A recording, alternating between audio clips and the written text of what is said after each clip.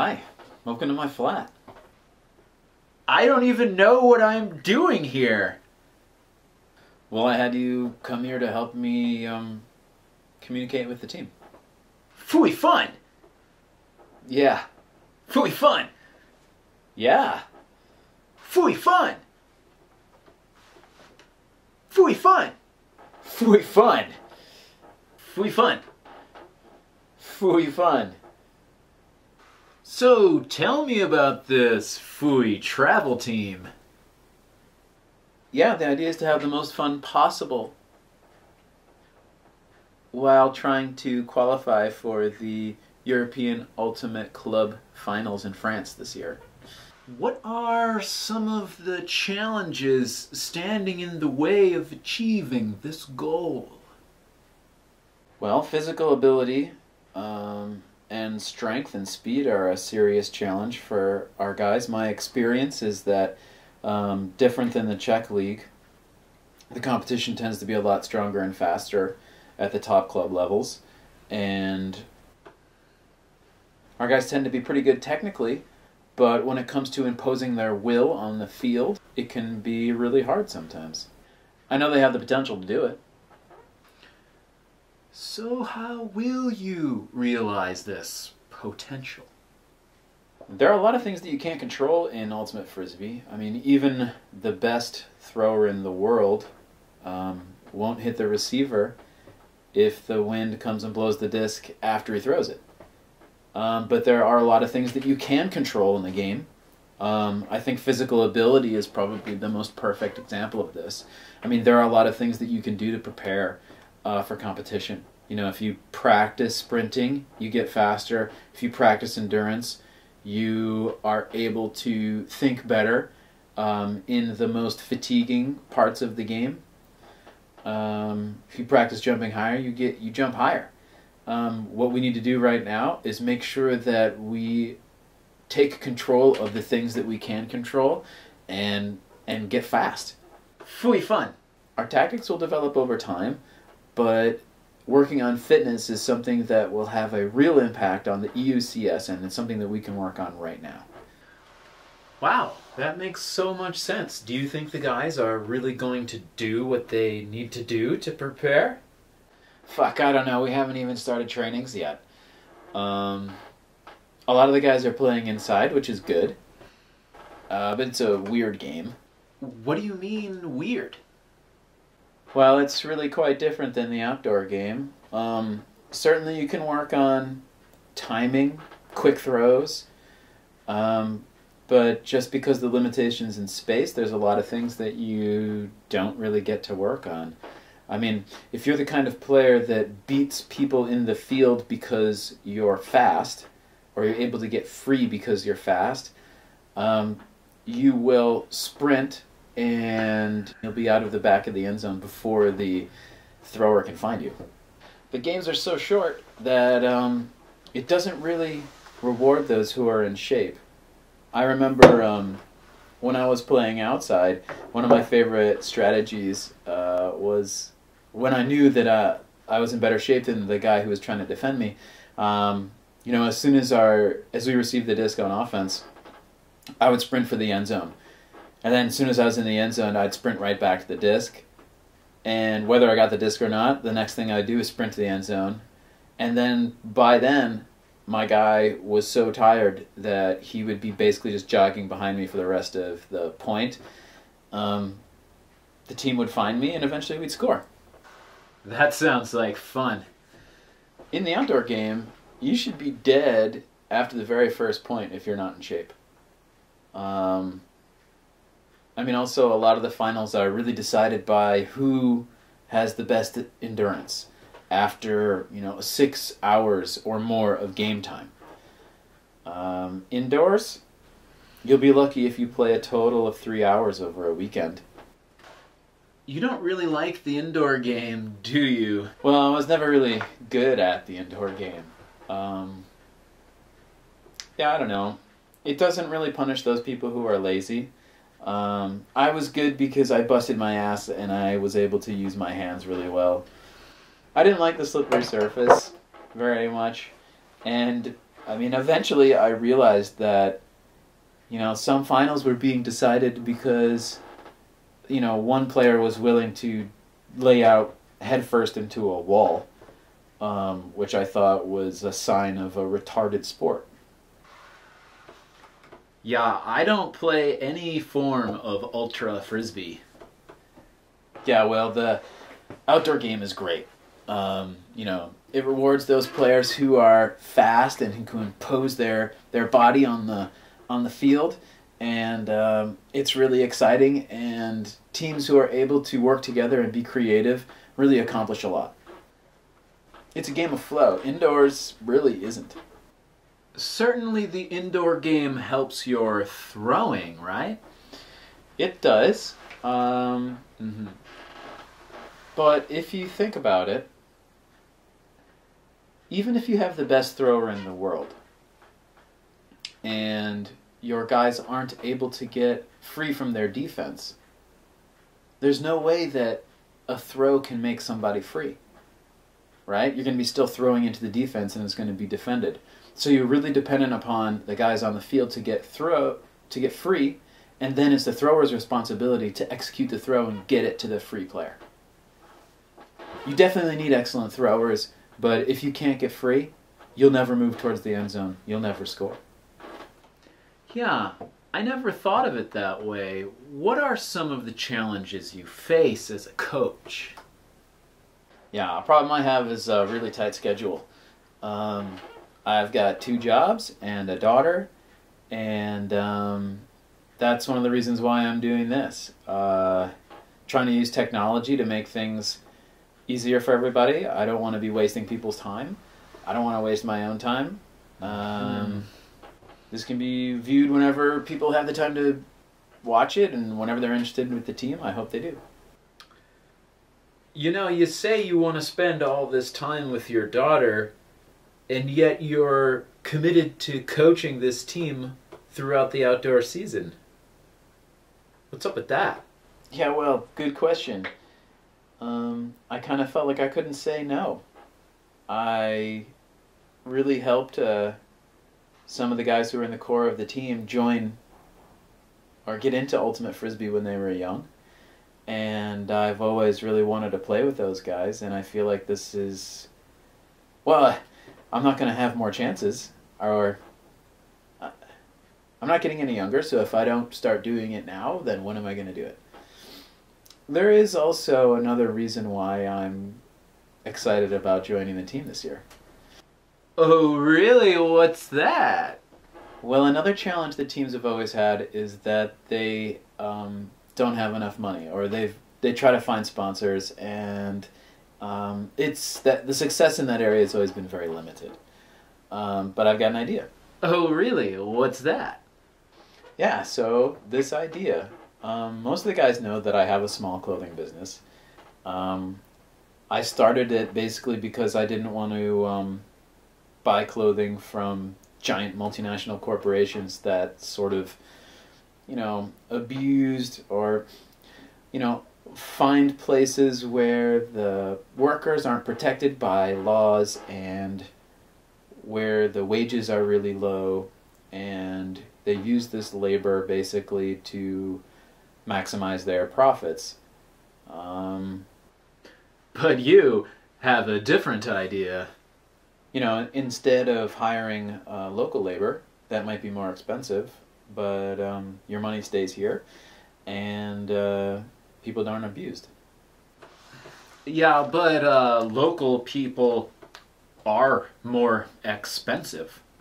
That's true, but I don't have to ship the product all over the world, which kind of allows me to do some things that shops in the mall will never be able to do.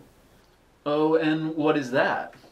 Well, I can make each piece custom made to order. I take measurements and people can choose whatever color they want. It also is a lot easier for me to develop new products. So, what does this have to do with your Ultra Frisbee team? Well, I would like to try and sponsor the team in a way. Give them money! Phooey, fun! Though not exactly.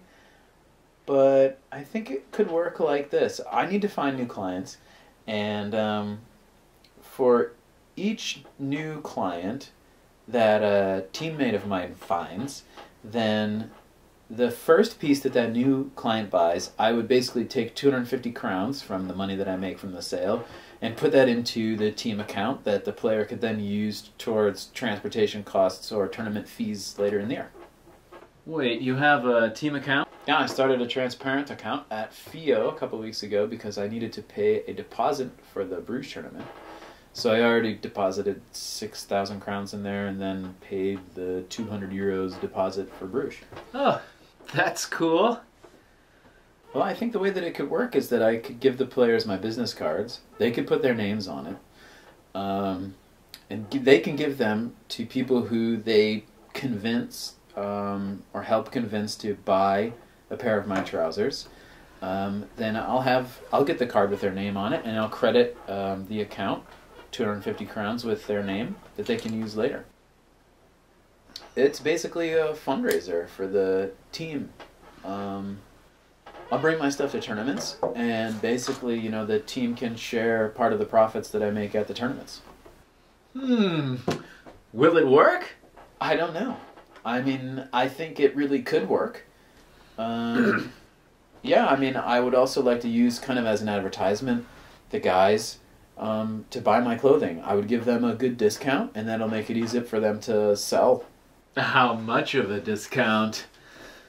Well, it depends on what kind of clothing they want to buy. It looks something like I can give them between 30 and 40% off my wholesale price.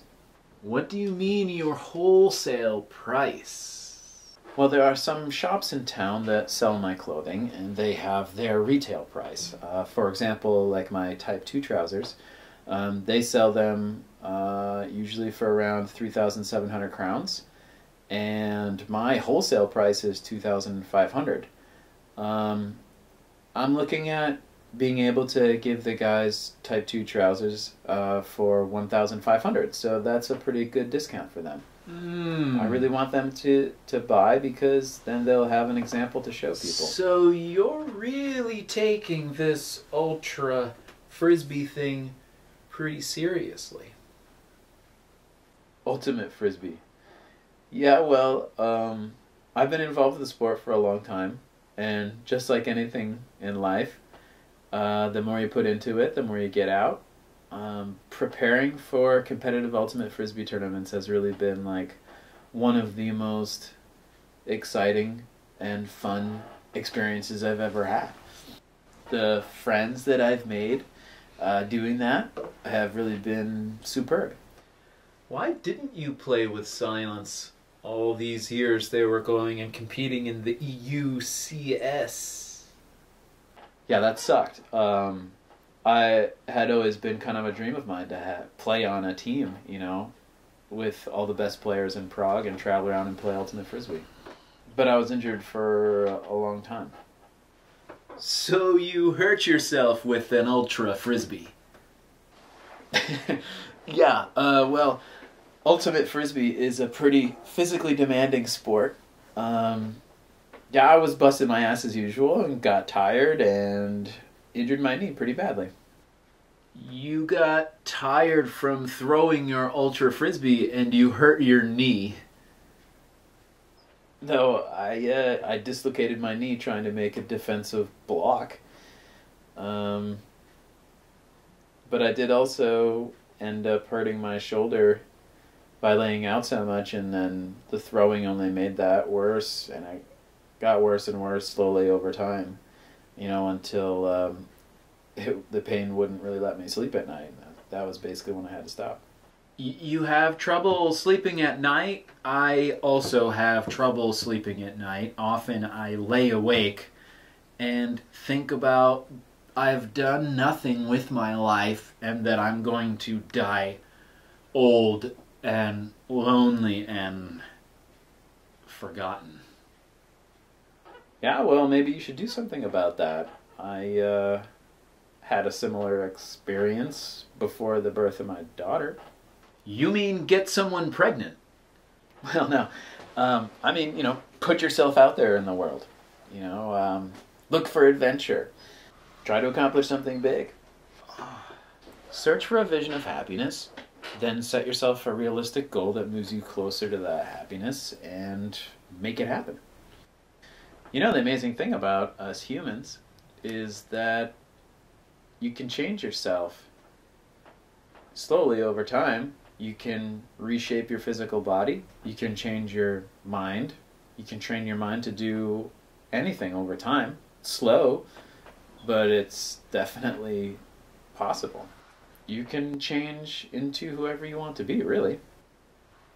I'm not going to be as beautiful as I was ever again. But you can change your ideas about what beauty is. If you let the world tell you what's beautiful, it can really mess with your head. People are messing with your head, right? Well, everyone is being manipulated to a certain extent. I mean, look around at all the advertisements that are all over the place. Why do they exist? To sell more products. Yeah, and part of how this system works ends up reshaping what you think is beautiful. I hate my work. You've got a pretty easy life. No, it sucks. Do you smell fried chicken? I don't know. You know, this has all been done before, right? What?